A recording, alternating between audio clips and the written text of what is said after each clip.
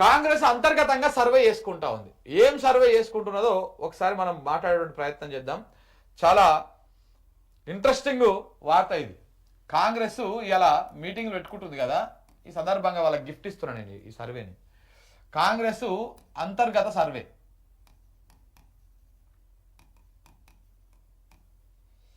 ఎందుకు ఈ సర్వే పెట్టారంటే మూడు సార్లు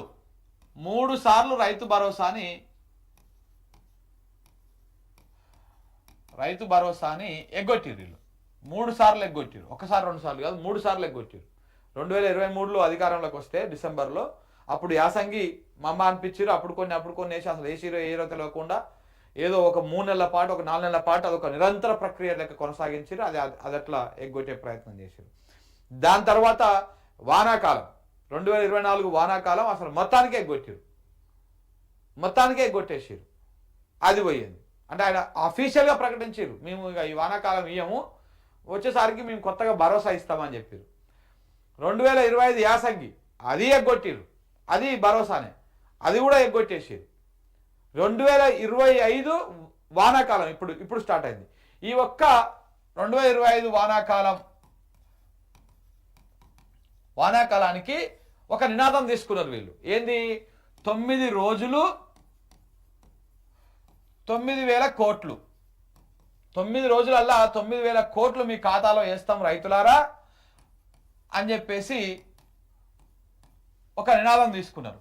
అరే మరి ఉన్న ఫలంగా 3 సార్లు రైతు భరోసా ఎగ్గొట్టి కాంగ్రెస్ రైతులను ముంచినటువంటి కాంగ్రెస్కు ఉన్న ఫలంగా ఎందుకు అంత ప్రేమ పుట్టింది రైతుల మీద? దేనికోసం పుట్టిందయ్యా అంటే ప్రేమనా ఇలాటపిస్తా ఏది లేదు. ఇగో రేపు పంచాయతీ ఎన్నికలు ఉన్నాయి, రేపు సర్పంచ్ ఎన్నికలు ఉన్నాయి, ఎంపీటీసీ ఎన్నికలు ఉన్నాయి, జెడ్పీటీసీ ఎన్నికలు ఉన్నాయి. కాబట్టి ఇప్పుడు రైతులకు ఈ రైతు భరోసా పైసలు వేయకపోతే వాళ్ళు ఓటేయడం చాలా దూరం. ఓటేయడం పక్కన పెడితే ఊర్లకు ప్రచారానికి పోయినా కానీ కొట్టట్టున్నారు. వాళ్ళు ఆ కండువా కనపడితే వెనక గుప్పకట్టలు తీసుకొని వెనక పడతట్టున్నారు. అందుకనే రైతులను శాంతింపజేయడం కోసము మిగతా కార్యక్రమాలు అన్నీ కూడా బంద్ పెట్టేసి, అన్నీ కూడా పక్కన పెట్టేసి, ఎట్లనే చేసి ఏమన్నా చేయాలని చెప్పేసి ఇది కూడా అప్పు తీసుకొచ్చి ఈ 9 రోజులలో 9,000 కోట్ల రూపాయలని రైతుల ఖాతాలో వేసారు. ఇంకా వేసినాక వారు ఊరుకుంటారా? కాంగ్రెస్ పార్టీ ఏం చేసినా దాని వెనకాల ఒక ప్రయోజనం ఉంటుంది. ఓటు ప్రయోజనం, రాజకీయ ప్రయోజనం తప్పకుండా ఉంటుంది దాని వెనకాల. అట్లా మరి ఇప్పుడు 9,000 కోట్లు వేసి ఉట్టిగా కూర్చుంటే ఎట్లా? ఇక మనకి ఇప్పుడు ఎన్నికలు పెట్టాలి. దాంతోపాటు 3 నెలల్లో 3 మంత్స్ లోపల ఎన్నికలు నువ్వు కంప్లీట్ చేయాలని చెప్పేసి ఇటు హైకోర్టు కూడా ఆదేశాలు ఉన్నాయి, హైకోర్టు తీర్పు కూడా ఉన్నది. అంతలోనే ఇది కూడా వీళ్ళు కంప్లీట్ చేసి ఎన్నికలకు పోదామని వీళ్ళు ప్రాథమికంగా డిసైడ్ అయిపోయారు. క్యాబినెట్లో కూడా చర్చించుకున్నారు. ఇదంతా కూడా నడుస్తూ ఉన్నది. ఈ క్రమం లోపల ఎంతకైనా మంచిది అని చెప్పేసి కాంగ్రెస్ పార్టీ కొంత అంతర్గతంగా సర్వేలు చేయించుకుంటుంది.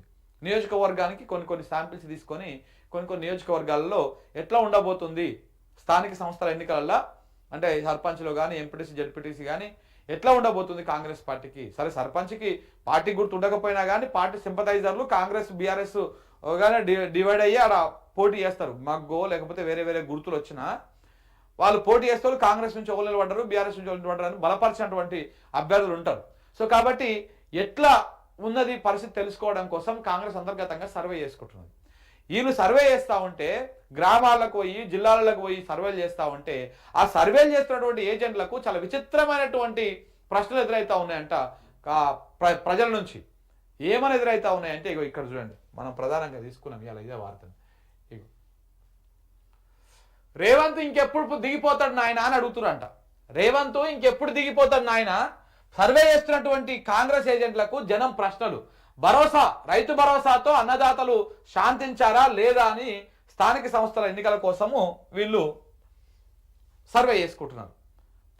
సర్వే చేసేందుకు పోతే ఇంకెప్పుడు దిగిపోతాడు నాయన రేవంత్ రెడ్డి, ఇంకెన్ని రోజులు ఉంటాడు ఈయన కుర్చీలా, ఎందుకు అట్లా అడుగుతున్నావు అని చెప్పేసి వాళ్ళు అడిగితే, మరి లేకపోతే 3 సార్లు రైతు బంధు ఎలగొచ్చిండు, ఈ ఒక్కసారికి ఏదో ఇచ్చినట్టుంది. దాంతోపాటు రైతులకు ఒక్కసారి రైతు భరోసా ఇచ్చి మీరు ఓట్ల కోసం వచ్చిర్రు, మరి ఆయన చెప్పినటువంటి 4,000 పింఛన్ ఎక్కడ వాయే, ఆయన చెప్పినటువంటి ప్రతి మహిళకు 2,500 రూపాయలు ఎక్కడ వాయే, ఆయన చెప్పినటువంటి ఈ ఎన్నో 6 గ్యారంటీలు ఇవన్నీ ఇచ్చిరు, అవన్నీ ఎక్కడ పోయినాయి అని చెప్పేసి ఊరల్లా ఇటు వృద్ధులు కానీ మహిళలు కానీ రైతులు కూడా కొన్ని ఎదురు క్వశ్చన్లు అడుగుతూ ఉన్నారంట ఈ సర్వే చేస్తున్నటువంటి వాళ్ళకి. ఆ సర్వే రిపోర్ట్ తీసుకొచ్చి గాంధీ భవన్లో ఆ పార్టీ పెద్దలకు ఆ సర్వే రిపోర్ట్ సమర్పించిన తర్వాత ఇప్పుడు పిసిసి ఏం చేయాలో అర్థం కావట్లేదు. అధికార పార్టీకి ఎన్నికలకు పోవాలన్నా పోతే ఏ రకమైనటువంటి వ్యతిరేకత వస్తుంది, చాలా భయంకరమైనటువంటి వ్యతిరేకత వచ్చేటువంటి అవకాశాలు చాలా స్పష్టంగా కనపడతా ఉన్నాయి. చాలా స్పష్టంగా కనపడతా ఉన్నాయి. ఎందుకంటే ఇటు నిరుద్యోగులు చాలా వ్యతిరేకతలు ఉన్నారు. ఇప్పుడు నిరుద్యోగులు కూడా ఇంకొక ఎజెండా తీసుకుని ఇంతకుముందు మనం మాట్లాడాం కదా, ఏమంటున్నారు, ఊర్లలో కూడా సర్పంచ్, ఎంపీటీసీ, జడ్పీటీసీ ఈ ఈ ఈ ఎన్నికలకు ఈ నిరుద్యోగులు కూడా పోటీ చేయాలనేటువంటి ప్రయత్నం చేస్తూ ఉన్నారు. ఎందుకంటే మాకు ఇచ్చినటువంటి హామీలు నెరవేర్చకుండా ఈ రకంగా మమ్మల్ని మోసం చేసేటువంటి కాంగ్రెస్ పార్టీకి మేము బుద్ధి చెప్తాం. 2023లో ఎట్లయితే నిరుద్యోగులందరూ ఏకమై నాడు కాంగ్రెస్ పార్టీకి సపోర్ట్ చేసి బీఆర్ఎస్ పార్టీని ఓడగొట్టిర్రో సేమ్ అలాగనే సంవత్సరం 2 సంవత్సరాలు తిరగక ముందుకే ఇప్పుడు మళ్ళీ కాంగ్రెస్ పార్టీ మీద నిరుద్యోగులు తిరుగుబాటు చేస్తూ ఉన్నారు. ఒకవైపు జూబ్లీహిల్స్లో ఉప ఎన్నిక రాబోతా ఉంది. మాగంటి గోపీనాథ్ గారి అకాల మరణం తర్వాత అక్కడ ఉప ఎన్నిక అనివార్యంగా వస్తుంది 6 నెలల్లో. అక్కడ ఉప ఎన్నికల్లో కూడా నిరుద్యోగులు పోటీ చేసేందుకు రెడీ అవుతా ఉన్నారు. దాంతోపాటు స్థానిక సంస్థల ఎన్నికలలో కూడా సర్పంచ్, ఎంపీటీసీ, జడ్పీటీసీ ఎన్నికలలో కూడా నిరుద్యోగులు పోటీ చేసి కాంగ్రెస్ పార్టీకి దెబ్బ కొట్టాలి. వాళ్ళు గెలుస్తారా గెలవరా పక్కన పెడదాం, కాంగ్రెస్ పార్టీకి దెబ్బ కొట్టాలి, వాళ్ళకు బుద్ధి చెప్పాలనేటువంటి ప్రయత్నంలో భాగంగా నిరుద్యోగులు ఏకమై రేపు ఎన్నికల బరిలోకి దిగుతందుకు కూడా వాళ్ళు రెడీ అవుతా ఉన్నారు. ఇవన్నీ కూడా కాంగ్రెస్ చేస్తున్నటువంటి సర్వేలో క్లియర్ కట్గా తెలిసిపోతా ఉన్నది. వాళ్ళు అన్ని వర్గాల వాళ్ళని వాళ్ళు టచ్ చేసిరు.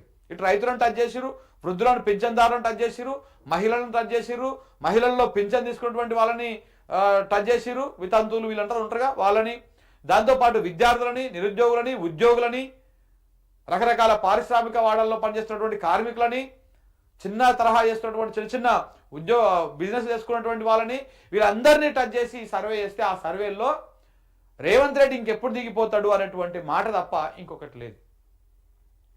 ప్రజలు ఆ రకమైనటువంటి రియాక్షన్ ఉన్నది.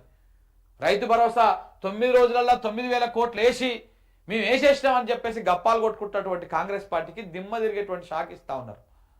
సో రేపు ఎన్నికలు పెడితే 100% సెప్టెంబర్ లోపల అయిపోవాలని చెప్పేసి కోర్టు ఆదేశాలు కూడా ఉన్నాయి. కాబట్టి ఏదేమైనా ఈ 2 నెలల్లో ఎన్నికలు అయిపోతాయి. కాంగ్రెస్ పార్టీకి చాలా క్లియర్గా వాళ్ళు సమాధానం చెప్తందుకు కూడా ప్రజలు రెడీగా ఉన్నట్టుగా ఆ సర్వేని చూస్తే అర్థమవుతా ఉన్నది. సో కాబట్టి ఇప్పుడు చాలా కీలకం అయిపోయింది వాళ్ళ పరిస్థితి. కాంగ్రెస్కి కుర్తిలో పడ్డ ఎల్కతీరులు అయిపోయింది. ఇటు రైతు భరోసా 9,000 కోట్లు వేసినా కానీ ఉపయోగం లేకుండా పోతా ఉన్నది. ఎందుకంటే అదొక్కటే కాదు కదా వీళ్ళు ఇచ్చింది, ఆకాశంలో వైకుంఠం పెడతాము, అరచేతిలో వైకుంఠాన్ని చూపిస్తామని చెప్పేసి ఆకాశంలో హామీలు ఇచ్చారు. ఎన్ని హామీలు ఇవ్వాలో అన్ని హామీలు ఇచ్చారు.